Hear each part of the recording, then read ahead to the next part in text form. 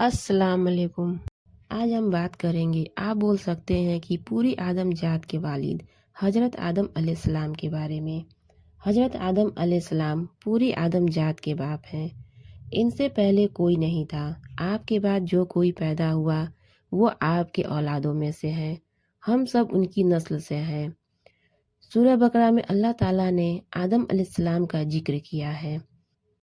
جہاں اب پوری دنیا اسلام کو ماننے لگی ہے، وہیں ہم مسلمان اب اپنے ہی اسلام کو بھولنے لگے ہیں۔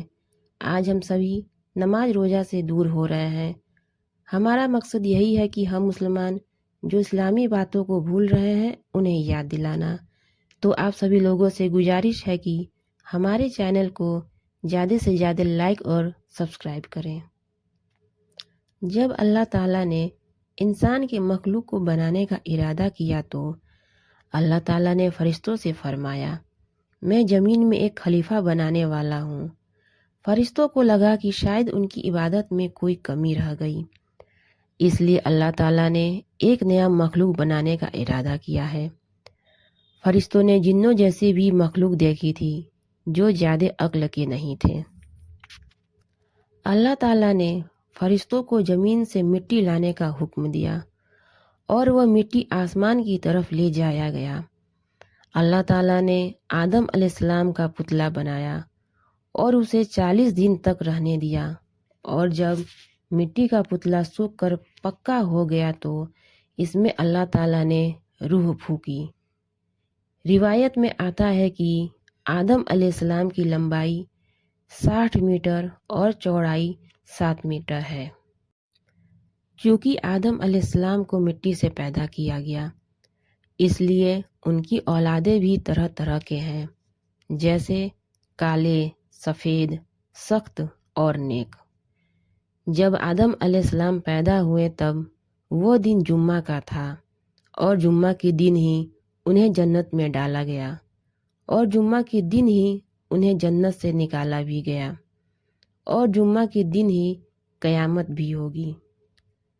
جب آدم علیہ السلام پیدا ہوئے تو اللہ تعالیٰ کے حکم سے انہوں نے فرشتوں کو سلام کیا، اور فرشتوں نے وعلیکم السلام کہہ کر جواب دیا۔ جب اسلام آیا تو مسلمانوں کو یہی حکم دیا گیا کہ جب ہم ایک دوسرے سے ملے تو السلام علیکم کہیں، اور اس طرح ملنے والوں کو سلام کہتے ہیں۔ جب اللہ تعالیٰ نے سارے فرشتوں کو حکم دیا کہ وہ آدم علیہ السلام کو سجدہ کریں تو سارے فرشتوں نے آدم علیہ السلام کو سجدہ کیا، اور ابلیس نے سجدہ کرنے سے انکار کر دیا اور کہنے لگا، میں اس سے افضل اور بہتر ہوں، مجھے آگ سے پیدا کیا گیا ہے، جبکہ آدم علیہ السلام کو مٹی سے پیدا کیا گیا ہے۔ ایک روایت میں ابلیس کا دوسرا نام حارث تھا، اور دوسری روایت میں عزازیل بھی آیا ہے۔ جب ابلیس نے اللہ تعالیٰ کی نافرمانی کی تو اللہ تعالیٰ نے اسے حکم دیا کہ تو مردود ہے، تو نکل جا، اور اللہ تعالیٰ نے ابلیس سے مقام اور مرتبہ بھی چھین لیا۔ تب شیطان نے اللہ تعالیٰ سے کہا، مجھے قیامت تک کی زندگی دے۔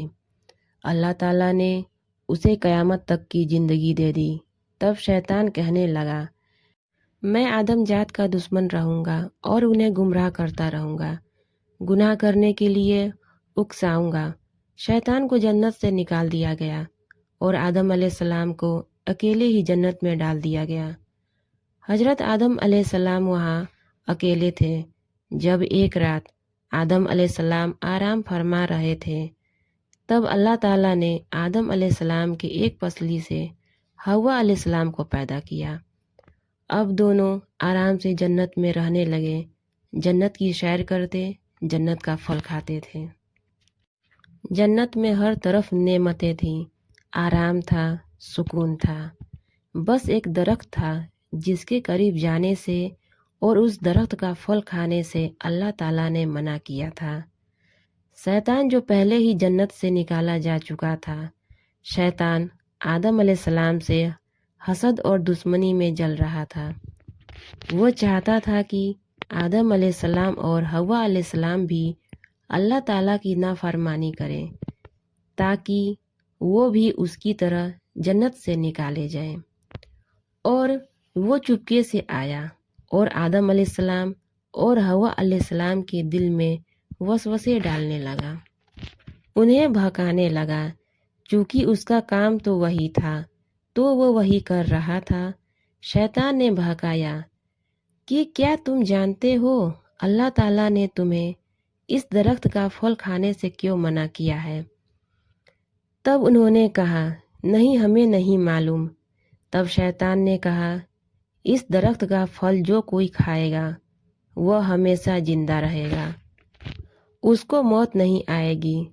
ابلیس نے قسمیں کھا کر انہیں بہکا دیا۔ آدم اور حوا نے جھوٹ سنا ہی نہیں تھا، نہ ہی اللہ کی جھوٹی قسمیں کھاتے دیکھا تھا، تو دھوکے میں وہ اس درخت کا پھل کھا لیے۔ یہی وہ لمحہ تھا جس نے سب کچھ بدل کر رکھ دیا۔ اللہ تعالیٰ کا حکم ٹوٹ چکا تھا، ان کے جسموں سے جنت کا نورانی لباس اتر گیا اور وہ گھبرا کر پتوں سے اپنا جسم ڈھکنے لگے۔ تب انہیں احساس ہوا اللہ تعالیٰ کی نافرمانی کر کے بہت بڑا گناہ کر دیا ہے، اور دونوں کو اپنی غلطی کا احساس ہوا، پر غلطی تو ہو چکی تھی۔ آدم علیہ السلام اور اماں حوا نے اللہ تعالیٰ سے توبہ کی۔ اللہ تعالیٰ نے بھی ان کے توبہ کو قبول کیا۔ پھر توبہ کا دروازہ ہمیشہ کے لیے کھل گیا۔ دنیا میں سب سے پہلے توبہ حضرت آدم علیہ السلام کی قبول ہوئی تھی، لیکن اللہ تعالیٰ نے حکم دیا کہ تم دونوں جنت سے نکل جاؤ۔ اللہ تعالیٰ نے بتایا کہ شیطان ان کا دشمن ہے۔ اللہ تعالیٰ نے انہیں زمین پر رہنے کے لیے ہر طرح کے طریقے سکھائے اور دنیا میں آ کر نہایت ہی محنت اور مشقت کیے، کھیتی باڑی بھی کیے۔ زمین پر آنے کے بعد ان کے گھر بہت سارے اولاد پیدا ہوئی۔ ان کی اولادیں جوڑے میں پیدا ہوتی، یعنی ایک لڑکا اور ایک لڑکی۔